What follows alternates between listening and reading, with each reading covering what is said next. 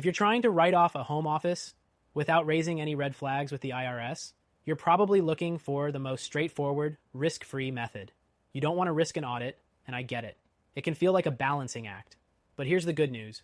You can write off a home office legally and without triggering an IRS audit, as long as you do it right.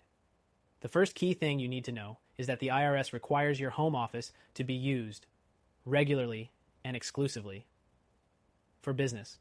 This means no working from home a few hours here and there. It has to be a dedicated space. It doesn't have to be a whole room, but it must be clear that it's exclusively for business, no personal use. And this is where a lot of people go wrong. Using a corner of your living room or an office that doubles as a guest room could put you at risk. Now, I know some people will tell you that home office deductions are too risky, but let me assure you, if you follow the rules, there's no reason to worry. The IRS is clear on what qualifies and what doesn't, and it's all about being able to prove your business use. Another thing to keep in mind is the deduction method. You choose. There are two options, the simplified method and the actual expense method. The simplified method is just $5 per square foot of your home office space, up to 300 square feet. This is great for those who want a quick and easy write-off without getting into the weeds of actual expenses. However, if your home office is a larger area, or if you have significant expenses tied to it, like a separate phone line, internet, utilities, and insurance, you might get more out of the actual expense method, where you calculate the percentage of your home that's used for business. This method involves some paperwork, but it can lead to a larger deduction, especially if you're running a business from home. If you're considering which method to use, remember, the simplified method is great for reducing audit risk because it's straightforward and easy. The IRS won't need to see all your receipts, and you won't have to keep track of every utility bill and home repair. But if you want a more precise deduction, you'll need to gather your receipts and calculate how much of your expenses can be attributed to your home office. A good tip is to track your utility bills, maintenance costs, and depreciation if you go the actual expense route. But what about the big risk? The audit. The truth is, the IRS is most likely to audit you if they think you're pushing the limits of what counts as a legitimate business expense. So it's critical that you keep meticulous records.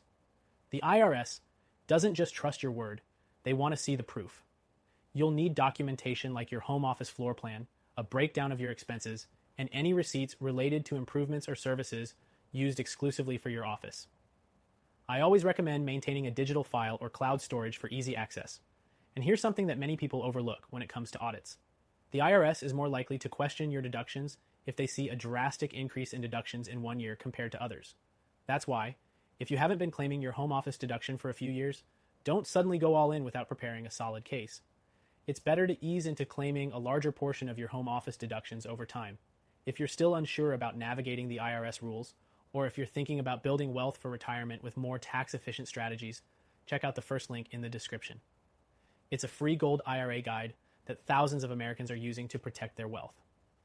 If you're serious about protecting your wealth in the next 2 weeks, it could be the most valuable resource for you. Now, let's get back to your home office. One more tip, be consistent. Once you start writing off your home office, keep it consistent year after year. If you change the size of your office or how you use it, make sure you update your records and your tax filings accordingly. The IRS loves consistency. If you're claiming deductions for a room that's strictly used as an office, don't suddenly turn it into a bedroom or use it for personal purposes. Stick to the plan. Finally, don't forget about the deductions on your home itself. The IRS allows you to depreciate your home office space, meaning you can deduct a portion of your home's value each year.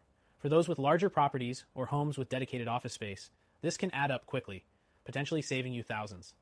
Just be aware that if you sell your home, you may need to account for any depreciation you've taken. In closing, remember that writing off a home office without triggering an IRS audit is all about following the rules, being honest, and keeping your records organized. It's that simple. And if you're serious about protecting your wealth, especially if you've got $100K or more in your IRA or 401K, or even up to $5 in savings, you'll want to check out the free Gold IRA guide in the description. It could help secure your financial future and give you peace of mind that your hard-earned money is protected for years to come.